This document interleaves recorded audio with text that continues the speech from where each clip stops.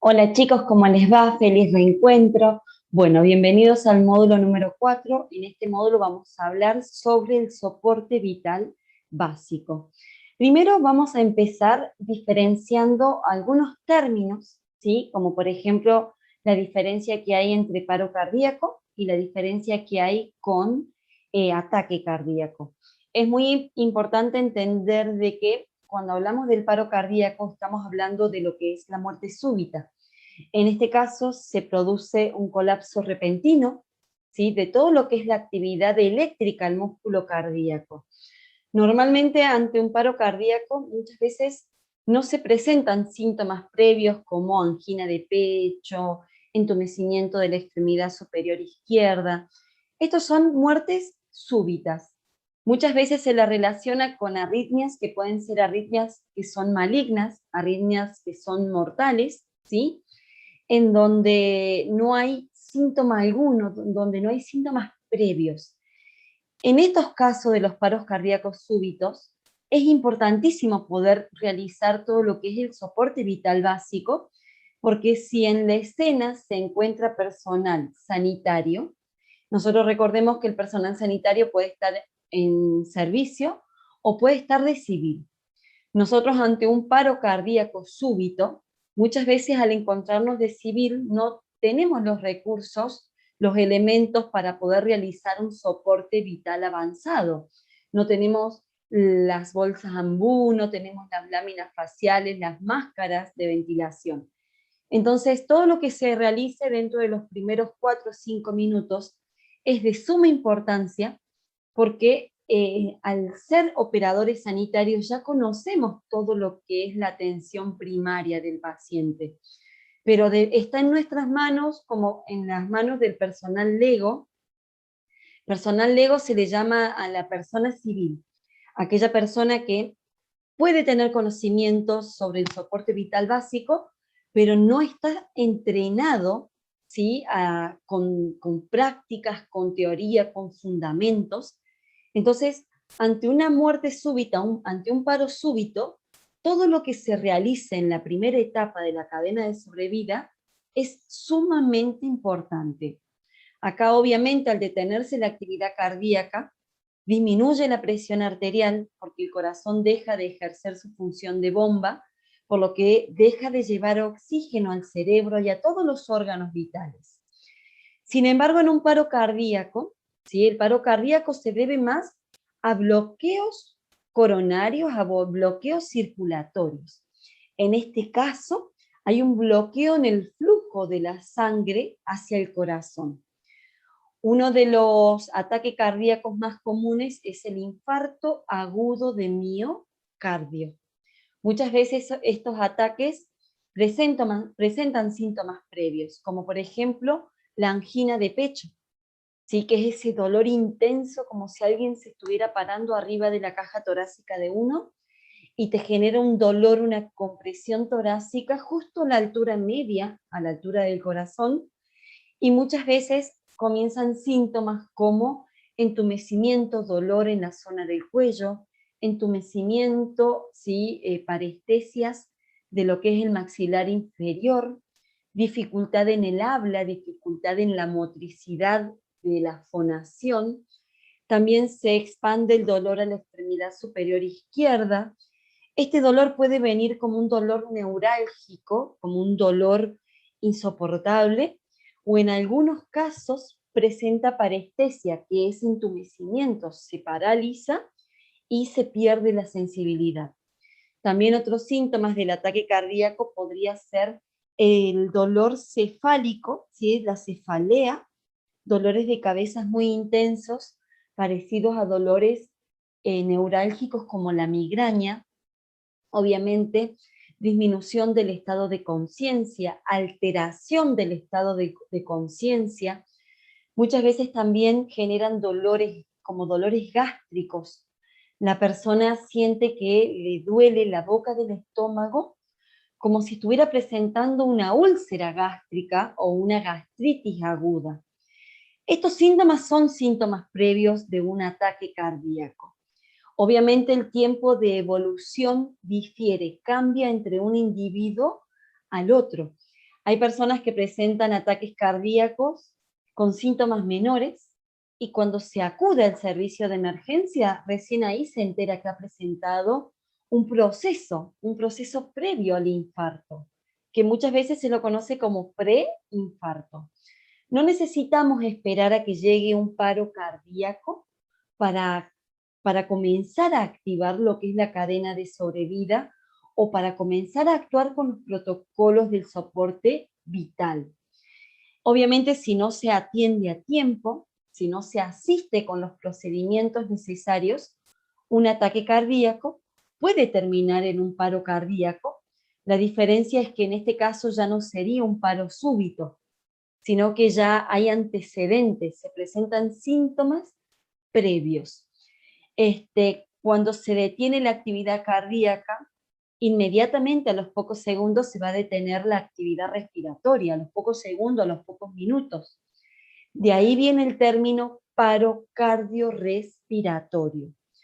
Igual que muchas veces se puede llevar a cabo primero el paro respiratorio y después termina en el paro cardíaco. Una persona que presenta una insuficiencia respiratoria aguda, vamos a hablar de una apnea, de un neumotórax, de una hipoxia citotóxica, una hipoxia circulatoria, una hipoxia anémica, todo lo que se vea disminuido la actividad respiratoria directamente va a alterar la función cardíaca. Recordemos que el sistema respiratorio y el sistema cardiovascular son dos sistemas que trabajan en forma directa. Cuando se presenta el paro cardiorrespiratorio, justamente se da a la interrupción brusca o la interrupción que va evolucionando, ¿sí?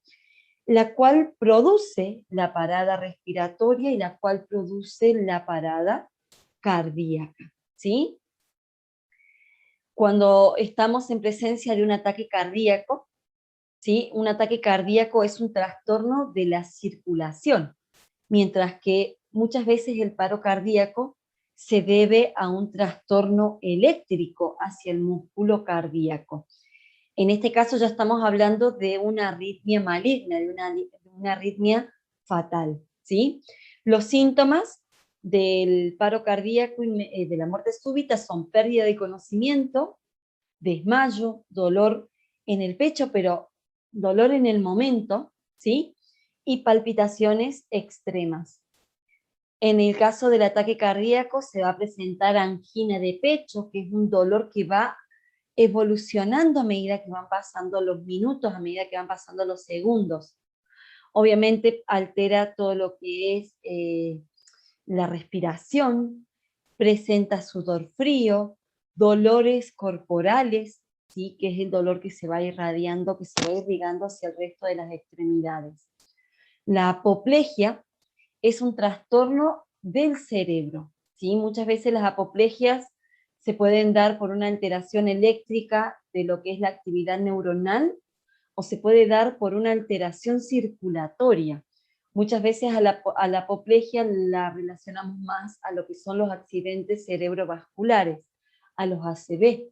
Obviamente los paros cardíacos, los ataques cardíacos, los ACVs pueden terminar con un desenlace fatal si no se lleva a cabo el soporte vital básico como corresponde. Las arritmias malignas, muchas de las arritmias, vamos a aclarar, como por ejemplo la taquicardia, la bradicardia, pueden alterar la función cardíaca, pero presentan una fuerza de la presión arterial, la cual no necesariamente terminan en el paro cardíaco, ¿sí? Esto quiere decir que esas arritmias permiten que el corazón bombee sangre hacia el resto de los órganos, presentando alteraciones, pero sin necesidad de llevarlo al paro. Ahora, hay otras arritmias, ¿sí? Que pueden ser graves, ya que presentan una alteración. El corazón comienza a funcionar en forma desorganizada y no tiene la capacidad de generar la bomba. Esto quiere decir de que el corazón sigue moviéndose, sigue haciendo movimientos sistólicos y diastólicos, pero no tiene la fuerza suficiente para generar presión, la cual eyecte la sangre hacia el resto de los órganos. Entonces muchas veces hay actividad eléctrica, pero sin pulso. Los pulsos no son palpables, porque muchas veces las actividades se vuelven tan intensas, tan rápidas, que el corazón está haciendo movimientos, pero no está generando presión. Entonces, al tacto, al control del pulso, para el primer respondiente, para el personal lego, como para el personal sanitario, muchas veces la persona, para nosotros, ya está en paro. La única forma de saber si presenta o no estas arritmias es utilizando las paletas o los parches de un desfibrilador, que son los monitores cardíacos que nos hacen la lectura del músculo cardíaco. Muchas de las arritmias malignas, ¿sí?, las conocemos como, por ejemplo, como fibrilación ventricular, taquicardia ventricular, asistolia, bradicardias o actividades eléctricas sin pulso. La fibrilación ventricular es una polarización y despolarización del músculo cardíaco, la cual produce una actividad caótica. En este caso no está presente la sístole y diástole como debería llevarse a cabo. En este caso el corazón, en vez de hacer la función de bomba, está temblando. Entonces, la actividad, hay una alteración tan grave, ¿sí?, que si no se la revierte a la fibrilación ventricular dentro de los primeros minutos de la cadena de sobrevida, va a llevar a lo que sería una asistolia. La asistolia, dentro de lo que es la electrocardiografía, se le llama a la línea plana. En este caso quiere decir de que el corazón está quieto, está inmóvil, ya no se está moviendo, no está generando, no está recibiendo actividades eléctricas. Esto a nosotros nos está diciendo que para lo que es la atención clínica, para lo que es la atención asistencial sanitaria, nos indica de que el paciente ya presenta muerte, ¿sí? Porque no está viendo en el corazón, en el músculo cardíaco, actividad de los neurotransmisores, como tampoco está ejerciendo la función de bomba. Obviamente, cuando hablamos de la fibrilación ventricular, es una de las primeras fallas que presenta el músculo cardíaco, las cuales te puede llevar al paro súbito. Muchas veces también la taquicardia ventricular, esas actividades cardíacas que se encuentran muy aceleradas, estamos hablando arriba de 200 pulsaciones por minuto, ya cuando sobrepasa las 180 pulsaciones por minuto, ya estamos hablando de una taquicardia ventricular o una taquicardia auricular que puede terminar siendo letal, que puede llegar a hacer que el paciente pierda la vida. Nosotros cuando hablamos del RCP, de la reanimación cardiopulmonar, justamente lo que tratamos de hacer es revertir el paro cardíaco y revertir el paro respiratorio.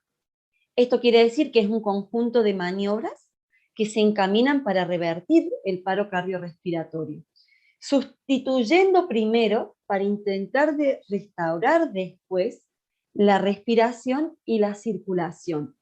Esto quiere decir que el RCP básico es una maniobra externa en la cual el operador, el primer respondiente, se encarga de manejar externamente las funciones cardíacas y las funciones ventilatorias.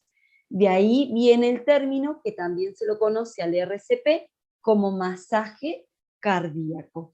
En este caso, las manos del operador son las que van a buscar salvar las vidas, ¿sí? Por eso es tan importante que la población en general conozca todos los procedimientos, todas las técnicas de reanimación, porque se aumentan las probabilidades de vida que puede presentar el paciente.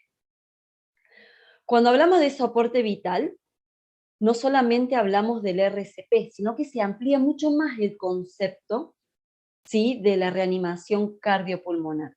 En este caso estamos hablando de lo que es el reconocimiento de las emergencias médicas, la activación, el alertar a los servicios de emergencia, y a lo que es la intervención precoz o la intervención avanzada. Todo esto lo que busca hacer justamente es tratar de que a través de nuestras maniobras, a través de nuestros protocolos, podamos aumentar las probabilidades de sobrevida. Hay dos tipos de soportes vitales. Uno es el soporte vital básico y otro es el soporte vital avanzado. El personal sanitario que se encuentra de civil o el personal lego, que es el personal no sanitario, tiene que saber realizar el soporte vital básico. Y en el soporte vital básico no hay ninguno de los elementos del manejo de la vía aérea y muy ocasionalmente se encuentran los recursos como los desfibriladores. Actualmente hay leyes a nivel nacional como a nivel internacional en donde dicen que tiene que haber espacios cardioseguros.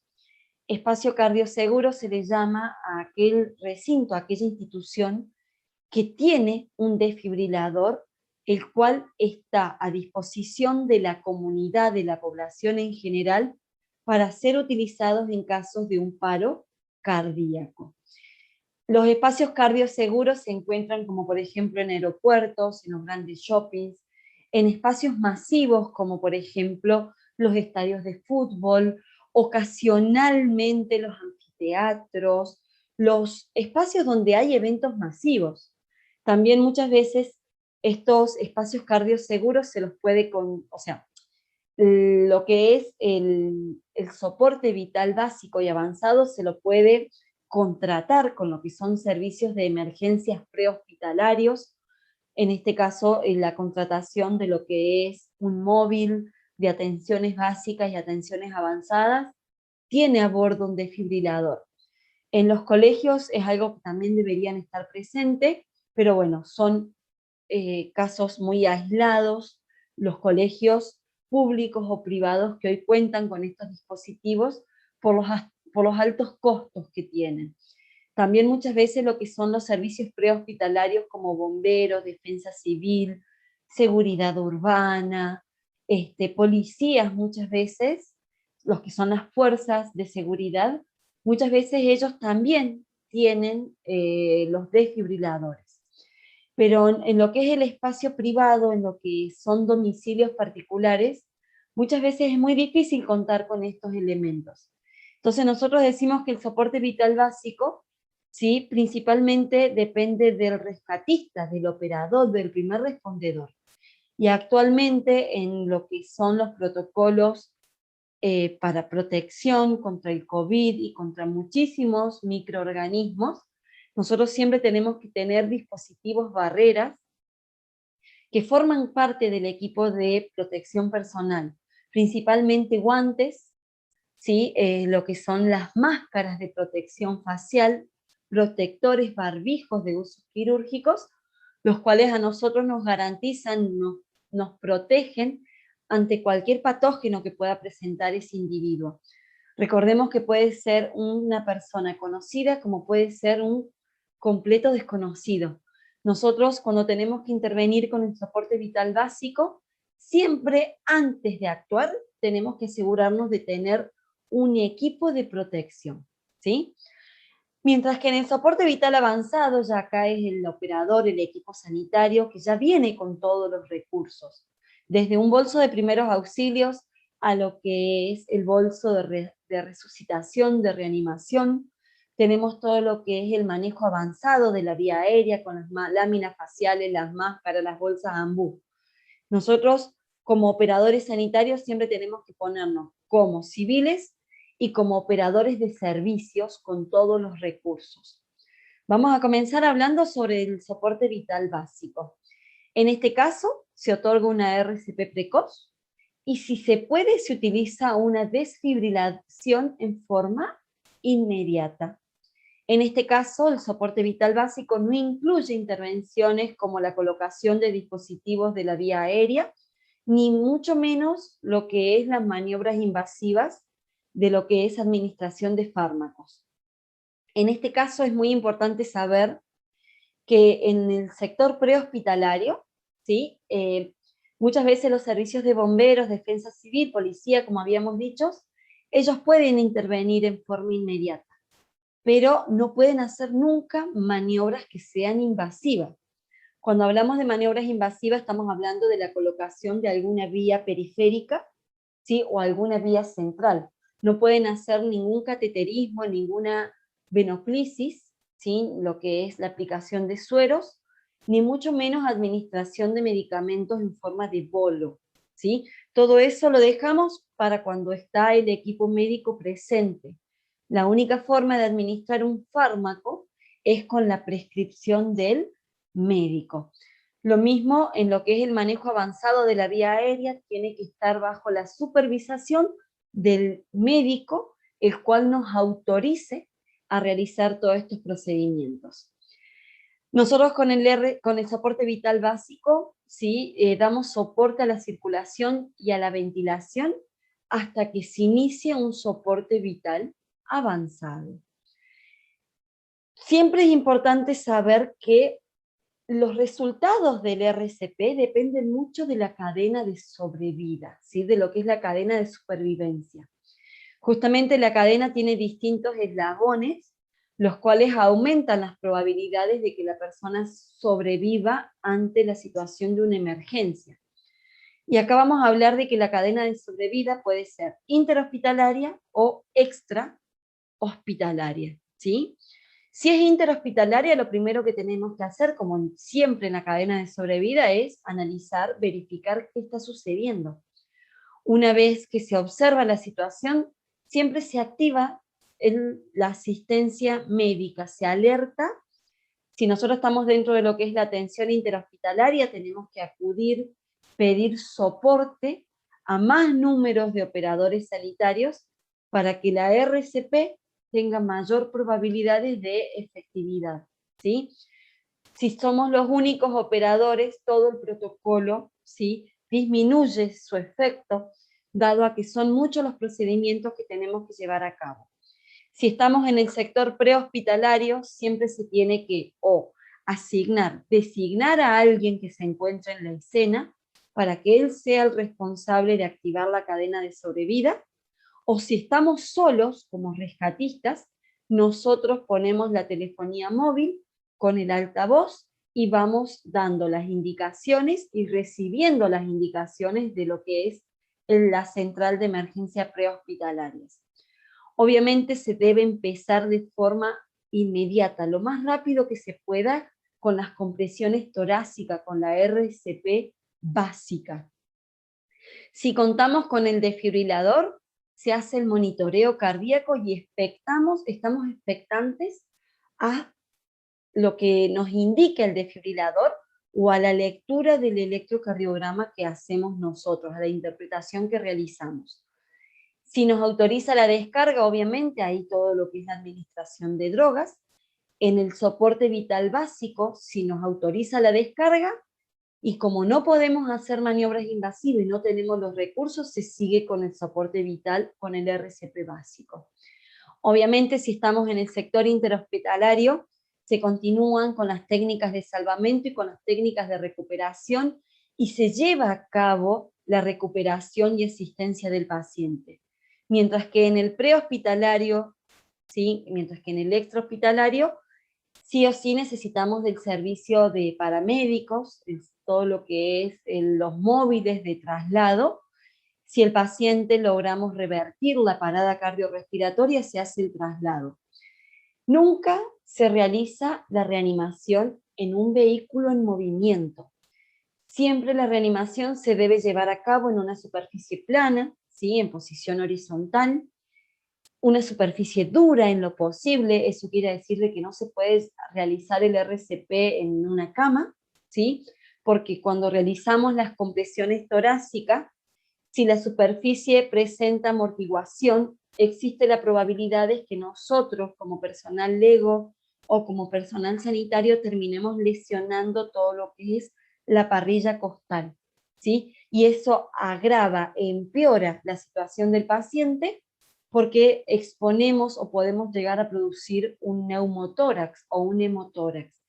Siempre se realizan las compresiones en el lugar firme y no en movimiento. Eso quiere decir que si el servicio prehospitalario está justo en derivación, está en viaje, está en movimiento, si el paciente llegara a presentar un paro cardiorrespiratorio a bordo de ambulancia, se debe detener el vehículo, ponerlo a un costado y seguir con las compresiones. Paciente que no recupera signos vitales queda en la escena. ¿Sí? Paciente que no se puede recuperar, no se puede restablecer el paro cardiorrespiratorio, queda en la escena y hay que llamar a los servicios que correspondan. Si es necesario, porque tiene que intervenir policía judicial, interviene policía judicial. Esto también lo aclaro porque el personal lego muchas veces, el civil, carga al paciente en paro respiratorio y si tiene un traslado prolongado, ¿sí? Todo ese tiempo de traslado en el cual al paciente no se lo ha estado asistiendo con RCP, ¿sí? Agravan, empeoran las secuelas que pueden llegar a quedar en caso de revertirse. Obviamente, una vez que se llega al sistema interhospitalario, se lo asiste y se hace la recuperación. Es muy importante activar la cadena de supervivencia y es muy importante saber que el primer respondedor tiene que actuar dentro de los primeros 10 minutos, porque de esa forma aumenta las probabilidades de supervivencia. Justamente en esta imagen nosotros vemos, acá estamos hablando de los minutos, del tiempo cero, del minuto cero, y estamos hablando de las probabilidades de sobrevida. Si nosotros intervenimos en el minuto cero, las probabilidades de sobrevida son al 100%. Ahora, el reconocer la escena, el activar la cadena de sobrevida, el asignar o designar a alguien para que llame, pidiendo auxilio, pidiendo una atención prehospitalaria avanzada, muchas veces nos demoramos en lo que es la asistencia inmediata. Entonces, si nosotros nos demoramos, vamos a ir a 5 minutos desde que se llevó a cabo el paro cardiorrespiratorio, las probabilidades de sobrevida caen al 75%. Ya al tercer minuto y al quinto minuto de darse el paro cardíaco, las secuelas a nivel neurológico pueden ser irreversibles. Esto quiere decir de que puede haber daño cerebral que va a dejar secuelas. Ahora, si dejamos transcurrir el tiempo, si dejamos avanzar los minutos y nuestra respuesta es al minuto 7, las probabilidades de sobrevida ya bajan el 25%. Y si empezamos la reanimación, el masaje cardíaco a los 10 minutos o pasados los 10 minutos, las probabilidades de sobrevida ya son muy bajas. ¿Se puede revertir pasado los primeros 10 minutos? Sí, pero va a dejar secuelas cerebrales que pueden ser completamente irreversibles. Entonces puede dejar una discapacidad neurológica, una incapacidad de la función neurológica gravísima. Y obviamente los daños se van a ir viendo a medida que va transcurriendo el tiempo. Cuando nosotros hacemos la secuencia del RCP básico, lo primero que tenemos que hacer es asegurarnos de que la escena es segura. Nosotros no nos involucramos cuando las escenas son peligrosas, ¿sí? Recordemos que vamos a resguardar nuestra seguridad y la seguridad de todos los testigos, ¿sí? Luego, verificamos el estado de conciencia del paciente. Acá se utiliza una técnica que se llama ABDI. El equipo sanitario, ¿sí?, utiliza una escala que se llama escala de Glasgow, ¿sí? Para el personal lego usamos el ABDI. Esto quiere decir que nos vamos a acercar al paciente y lo vamos a estimular verbalmente. Siempre se trata de estimular verbalmente en voz alta por si el paciente tiene alguna dificultad auditiva. También se lo va a tomar de los hombros y se lo va a mover en forma cuidadosa, porque nosotros no sabemos si la persona ha tenido un traumatismo cervical o un traumatismo de cráneo. Entonces vamos a estimularlo con el movimiento o con el dolor. Muchas veces el equipo prehospitalario o el personal lego busca los pliegues internos, ¿sí?, para producir dolor. Lo pellizcamos. ¿sí? De esa forma, estamos expectantes a ver si la persona presenta algún movimiento, alguna reacción ante el dolor. Si no reacciona al estímulo verbal y no reacciona al estímulo doloroso, directamente decimos que el paciente está inconsciente. Y acá comenzamos una técnica que se llama ABC.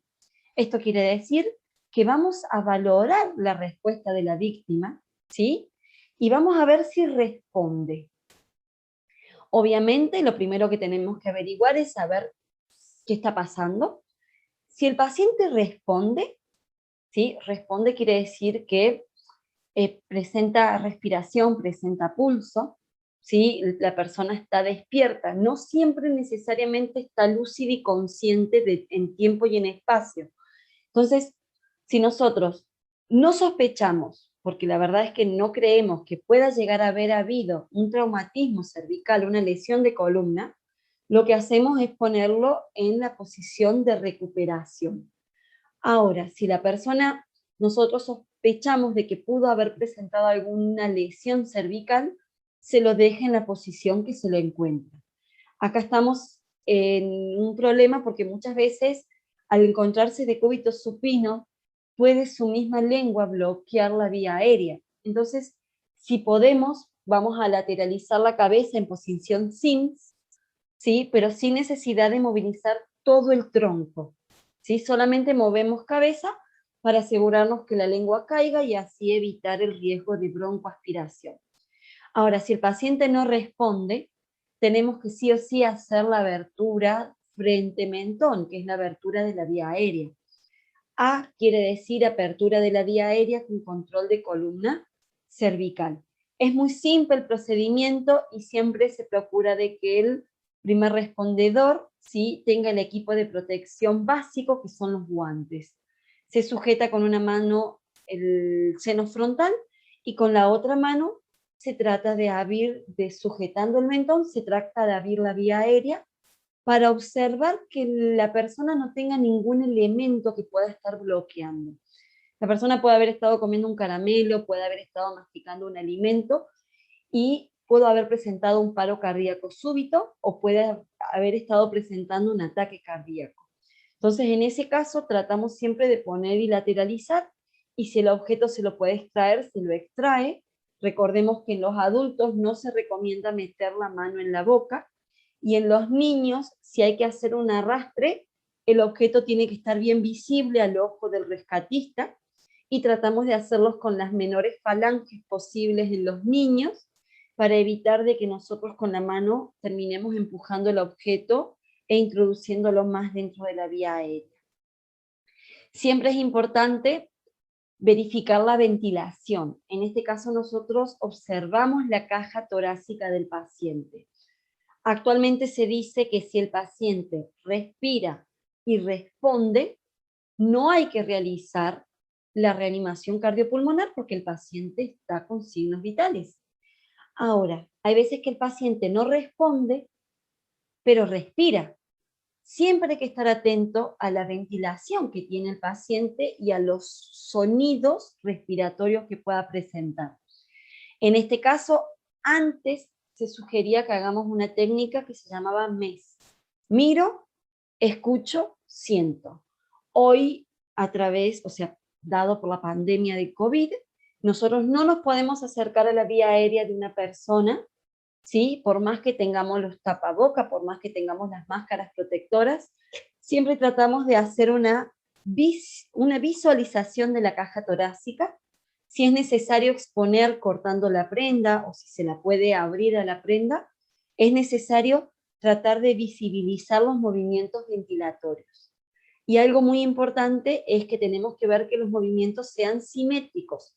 Si hay alguna simetría en la respiración, nos puede estar indicando de que estamos ante el colapso de uno de los pulmones, ¿sí? Si la respiración es normal y la persona presenta la función respiratoria, si se puede, se lo pone en la posición de recuperación, y si no, por sospecha de lesión cervical, se lo deja en la posición en la que se encuentra. Siempre tratando de mantener la vía aérea. Ahora, Muchas veces en la respiración, cuando el paciente está presentando el ataque cardíaco o está presentando el ataque respiratorio, muchas veces no presenta una ventilación normal. Puede haber ventilaciones con estridor, que son esos ruidos ventilatorios y esos movimientos ventilatorios como jadeos. Puede haber sibilancia, ¿sí? Puede haber estertores, presencia de ronquera, presencia de boqueadas. Esto quiere decir de que la persona no está respirando con facilidad. Si la persona no está respirando con facilidad, sí o sí hay que verificar constantemente, mantener observada a la persona en forma regular, porque puede presentar el paro respiratorio a los pocos segundos o a los pocos minutos.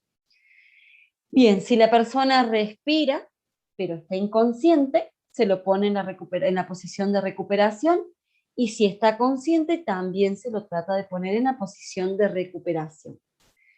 Ahora, si la persona no respira normalmente, como dijimos, hay que estar atentos, hay que llamar al servicio prehospitalario, al servicio de emergencia, porque aquí seguramente tendremos que asistir la vía aérea con un soporte vital avanzado. Lo más importante en estos casos es la administración de oxígeno, realizar procedimientos de oxigenoterapia. Ahora, si el paciente no responde, si el paciente no respira, nos está diciendo de que está en paro respiratorio o paro cardíaco. Al personal LEGO normalmente se le pide ver la respiración y el estado de conciencia, mientras que al personal sanitario se le pide hacer el A, B y C. El C quiere decir que hay que estar atentos al control de la circulación. Siempre tratamos de buscar los pulsos centrales, que serían pulso carotidio. Siempre nos tenemos que tomar unos 10 segundos para controlar el pulso. Si no, también buscamos el pulso femoral. Si no encontramos pulso carotidio, pulso femoral, y llegamos a contar con un estetoscopio, se ausculta el pulso apical. Si no, se ubica, ¿sí?, la palma de la mano debajo de la tetilla izquierda y se trata de controlar, ¿sí?, a ver si nosotros podemos llegar a palpar el pulso apical. En los niños chiquitos, en los bebés, siempre se recomienda buscar el control circulatorio del pulso braquial o del pulso humeral. Eso quiere decir que se busca a la altura del pulso humeral o debajo de la axila el pulso braquial. Si el primer respondedor es un adulto, tratamos de no ir directamente al cuello porque existe el riesgo de que nosotros nos terminemos dañando a la criatura. En este caso, si no hay respiración, si no hay circulación, comenzamos con las compresiones torácicas. Esto quiere decir que nosotros nos vamos a arrodillar siempre con la abertura de rodillas a la altura de la cadera para tratar de mantener una posición firme. En el caso de que llegara a venir alguna persona, algún tercero y nos quiera empujar, siempre hay que tratar de mantener una posición firme, ¿sí? En este caso nos vamos a arrodillar entre el hombro y el abdomen, ¿sí?, el ombligo, y nos vamos a ubicar lateralizados al paciente. Vamos primero en principal a buscar el apéndice cifoide para poder reconocer dónde debemos realizar el punto de compresión. Siempre tratamos de ir con el talón de la mano, ¿sí? La posición de las manos puede ser una arriba de la otra, ¿sí? Puede ir en estas posiciones. La posición va a depender del primer respondedor, cuál le quede más cómoda. Si yo entrelazo las manos arriba de la caja torácica, hay que tener mucho cuidado con los nudillos, porque al generar presión sobre la parrilla costal o sobre el esternón, nosotros podemos utilizar como objeto contusos, ¿sí?, y generar lesiones en caja torácica. Siempre vamos a medir una distancia de aproximadamente 2 dedos o 2 centímetros de lo que es la base del esternón o apéndice cifoide. Como referencia en el varón vamos a tomar la altura de las tetillas, ¿sí?, justo entre medio de la altura de la tetilla. Mientras que en la mujer siempre tratemos de medir 1 o 2 distancias con nuestras manos, ¿sí? No tomemos como referencia las mamas, porque todo va a depender de la tonicidad que presente la mujer en esos músculos torácicos y cómo se encuentre la posición de la glándula mamaria. Bien, esta es la posición que debemos adoptar y siempre es muy importante saber de que los hombros tienen que estar completamente estirados, ¿sí? No se puede realizar la compresión con los brazos flexionados, dado a que nosotros ahí no controlamos la fuerza de presión que estamos realizando y vamos a terminar lesionando la caja torácica. Esta es la posición. Entre la cola y el talón tiene que haber un ángulo de 90 grados. Las rodillas tienen que estar con una abertura a la altura de cadera. La espalda vamos a tratar de no sifotizarla, de no generar jiba, joroba. Siempre tiene que estar en una línea recta, con los brazos estirados en forma recta, ¿sí? De esa forma nos vamos a incorporar sobre la caja torácica del adulto, ¿sí? Es importante saber que en el adulto se entrelazan las dos manos, ¿sí? Mientras que en los niños, ¿sí? Vamos a hablar niños en edad escolar, ¿sí? Vamos a decir que a partir de los 30 kilos en adelante, ¿sí? No vamos a poner una edad porque va a depender de la masa corporal y de la masa adiposa que tenga la criatura. Desde los 30 kilos en adelante, ¿sí? Si el operador es pequeño, ¿sí? Se trata de ir con las dos manos, mientras que si la criatura pesa menos de 30 kilos, se trata de ir solo con el talón de una sola mano. Mientras que en los niños de edad, vamos a decir los lactantes, las criaturas que están en edad obstétrica, en vez de ir con una sola mano o con las dos manos, vamos a ir con dos deditos o con los dedos pulgares, ¿sí? Acá nosotros lo que hacemos es incorporarnos por encima de la caja torácica. Fíjense en cómo hay una línea horizontal, una línea vertical, ¿sí? Una línea recta entre el talón de la mano, el codo y el hombro. Ahí está el secreto, tiene que quedar todo completamente alineado. Nosotros cuando nos ubicamos por encima del pecho de la víctima, lo que hacemos justamente es generar una presión a la caja torácica. En el adulto se calcula que podemos ejercer una presión de hasta 5 o 6 centímetros. Un adulto robusto, grandote, puede resistir la presión de hasta 7 centímetros de profundidad. Ahora, en los niños o en personas más menuditas, tratamos como operadores siempre de controlar el peso que le vamos a ejercer y siempre controlamos la elasticidad que pueda presentar la caja torácica. La maniobra de RCP, ¿sí? Solo consiste en compresiones. Nosotros tenemos que hacer de 100 a 120 compresiones por minuto. Y siempre es importante permitir la presión de compresión y permitir la descompresión. Esto quiere decir de que el ritmo de compresión tiene que ser siempre permitiendo el movimiento de sístole y el movimiento de diástole. Recordemos que aquí el primer respondedor lo que va a hacer es manualmente activar el sistema circulatorio. Se está generando una presión de bomba cardíaca, ¿sí? Pero externa. De esta forma nosotros lo que hacemos es activar la presión sanguínea, haciendo que la presión intraarterial comience a ascender y de esta forma permitir que el oxígeno a través de la sangre comience a circular. Si nos encontramos como dos operadores en la escena, un operador desde lejos, siempre trabajando enfrentados, nunca lateralizados desde la misma ubicación, uno de los operadores puede mantener la abertura de la vía aérea, porque con la compresión torácica también se está haciendo movimiento ventilatorio. Pero siempre es importante entender de que la vía aérea tiene que estar en posición de olfateo para que cuando el primer operador genere la compresión, tenga el ingreso, ¿sí? Y el egreso de oxígeno, ¿sí? A lo que es la caja torácica, a lo que son los músculos ventilatorios. De esta forma, a través de la compresión, también estamos realizando ventilaciones sin necesidad de hacer insuflaciones boca a boca, ¿sí? Hoy las insuflaciones boca a boca, y hace bastante tiempo ya, que se las está dejando de lado. Hoy obviamente con lo que es el COVID, quedaron completamente, no se pueden realizar las maniobras de ventilación boca a boca. Vamos a realizar las 100 compresiones por minuto, vamos a trabajar en lo posible 2 minutos de reanimación cardiopulmonar.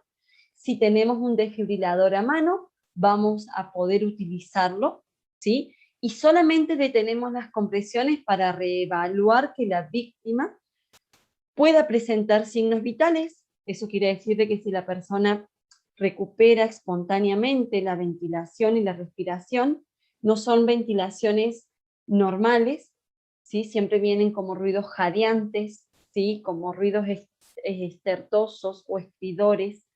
Esto quiere decir que cada tanto tenemos que detener la compresión para verificar si hay pulso y si hay ventilación. Otra de las formas en las cuales, otro de los motivos por los cuales el primer operador, el primer respondedor puede detenerlo, es en el caso de que llegue el equipo del soporte vital avanzado o agotamiento físico.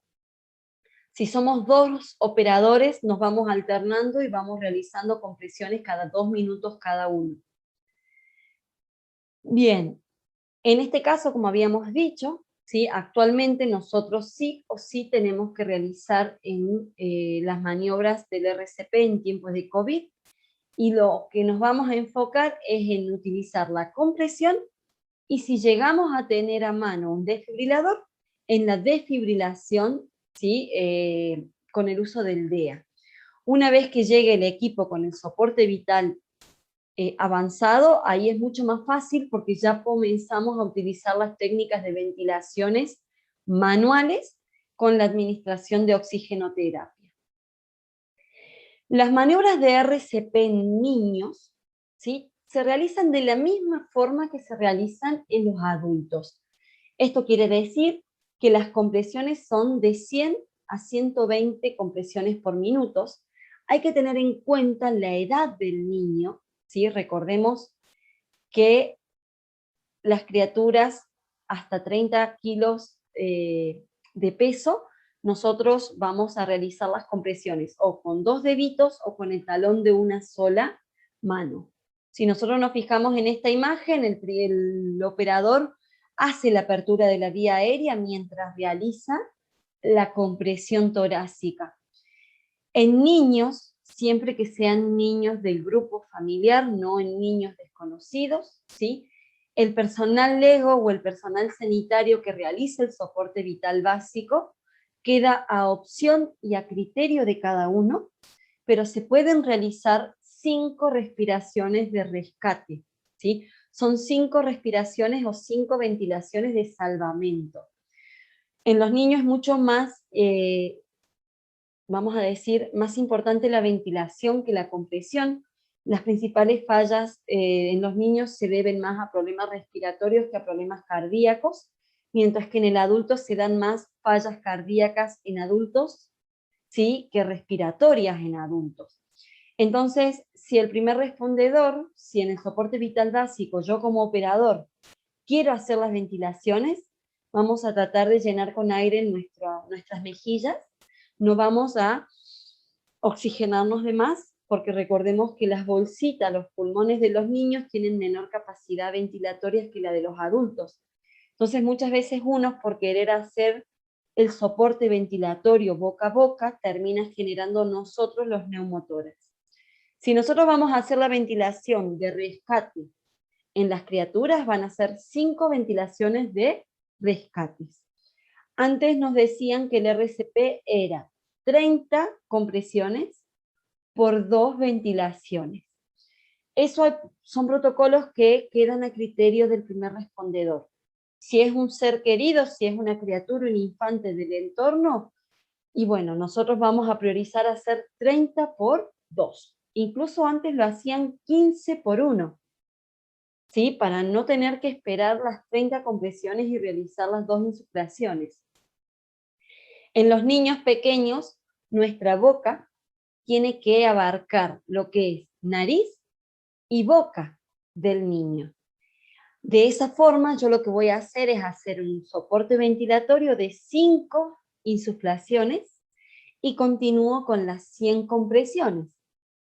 Y si no, hago 30 compresiones por 2 insuflaciones. Las insuflaciones no pueden durar más de 1 segundo y siempre con el aire que tengamos en la boca, no inflar en la ventilación los pulmones del adulto, ¿sí?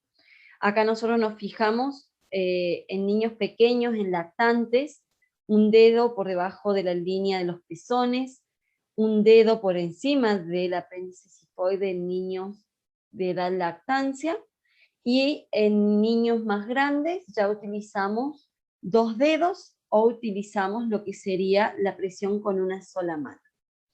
Bien. El desfibrilador justamente se utiliza para realizar una descarga eléctrica al músculo cardíaco. La principal función del desfibrilador es revertir la fibrilación ventricular. Si nosotros contamos con un desfibrilador, ¿sí?, tenemos que saber que pueden haber muchísimos desfibriladores. Unos son los desfibriladores no automáticos. Estos desfibriladores se utilizan a través de paletas, ¿sí?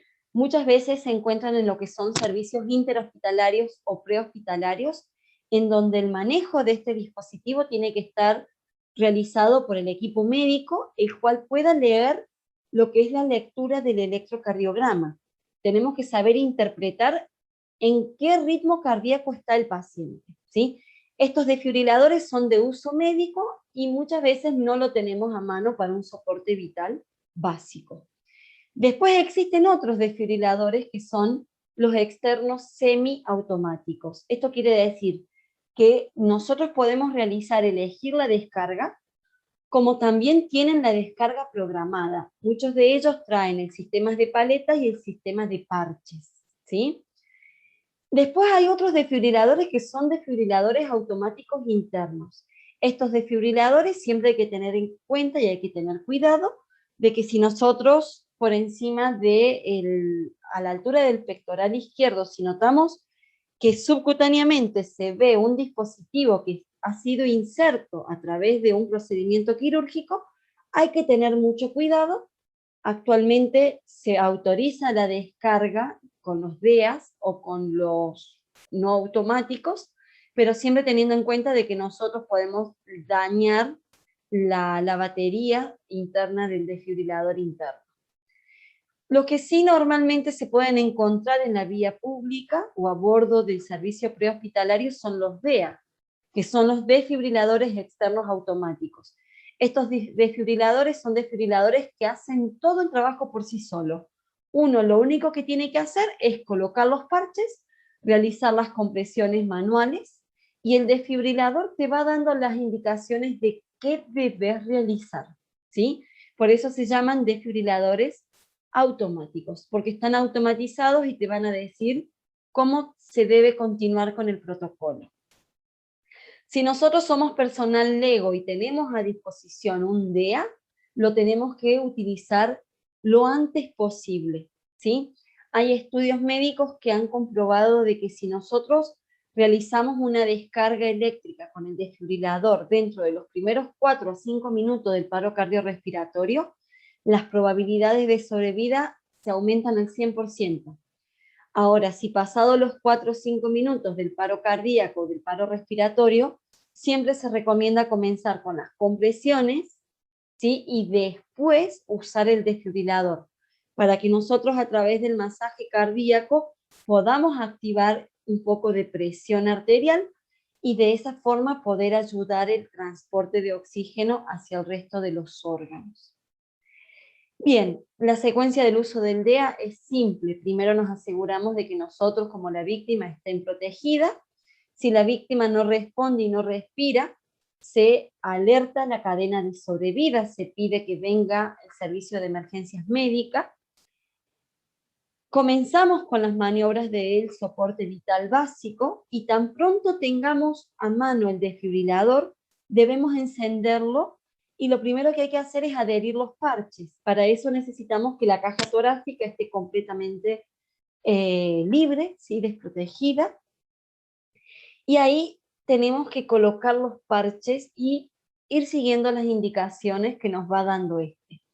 Los parches se ubican muy simple, muy fácil, porque hay un parche que se ubica por debajo de la línea subclavia del lado derecho del cuerpo, y el otro de los parches se ubica a la altura del quinto espacio intercostal a la línea media axilar.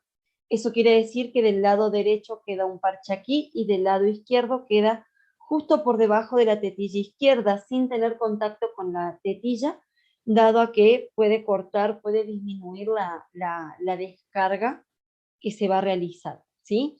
Continuamos, y algo muy importante, acá podemos tener dos indicaciones.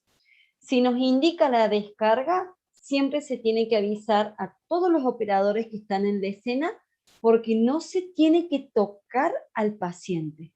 Si el desfibrilador dice sí descarga, te va a pedir que tomes distancia y que no tomes contacto con nada. El paciente no puede estar en una superficie húmeda y ninguno de los otros operadores puede estar teniendo contacto con el paciente. Una vez que realiza la descarga, ¿sí? Esperamos a ver qué nos dice, porque puede haber restablecido la actividad eléctrica o tenemos que seguir con las compresiones. Si nos dice que no se puede hacer descarga, eso quiere decir de que el paciente está en asistolia o está en una disociación electromecánica, ¿sí? Si el desfibrilador nos autoriza la descarga es porque está en fibrilación ventricular o taquicardia ventricular, que en esas dos arritmias el desfibrilador puede seguir trabajando para ver si podemos revertir. Algo muy importante, el RCP básico es el que nos garantiza que el RCP avanzado tenga mayores probabilidades de sobrevida. Si no se realiza RCP básico en la escena, ¿sí? Dentro de los primeros 10, 15, 20 minutos, ya cuando venga y tengamos a mano el soporte vital avanzado, todos los procedimientos o protocolos que llevemos a cabo de ahí en más, muchas veces son en vano, porque se ha disminuido muchísimo la probabilidad de sobrevida del paciente, ¿sí? Bien, bueno, esto es la colocación de los electrodos, que ya lo habíamos dicho. Hasta el año 2019, el RCP, ¿sí? Según el American Heart, era 30 compresiones por 2 insuflaciones. Actualmente no nos dejan acercarnos a la vía aérea, por más que seamos operadores sanitarios. Si no tenemos el manejo avanzado de la vía aérea, todos los dispositivos para manejar la vía aérea, no podemos realizar las ventilaciones boca a boca. En este caso voy a protegerme primero yo, segundo mi compañero de trabajo, ¿sí? O el segundo respondedor, pero no vamos nosotros a poner en riesgo nuestra integridad por tratar de rescatar o de aumentar las probabilidades de vida de otra persona. En el algoritmo del RCP del 2020, ¿sí? Ya en plena pandemia, el RCP tiene completamente contraindicado la ventilación boca a boca. Nosotros directamente nos piden que hagamos un manejo avanzado con las máscaras y las bolsas AMBU. Pero como soporte vital básico, si no tenemos esos dispositivos, solamente nos quedamos en las compresiones. Algo muy importante, el RCP en mujeres embarazadas se realiza a la altura media del esternón, ¿sí? No se realiza en la parte baja, porque existe el riesgo de que nosotros generemos, ¿sí? Por todos los cambios anatómicos del embarazo, nosotros realizamos las compresiones no a 2 distancias del apéndice cifoide, sino nos tomamos 2 distancias más, dependiendo la caja torácica. Pero sí se puede realizar siempre las compresiones y tratando de flexionar la pierna derecha sobre la pierna izquierda para que el vientre caiga sobre el lateral izquierdo y no sobre el lateral derecho, para evitar que se bloquee la arteria femoral, ¿sí? Bueno, chicos, hasta aquí llegamos con todo lo que es el soporte vital básico. Espero que se entienda este módulo y bueno, muchos éxitos y suerte con el examen.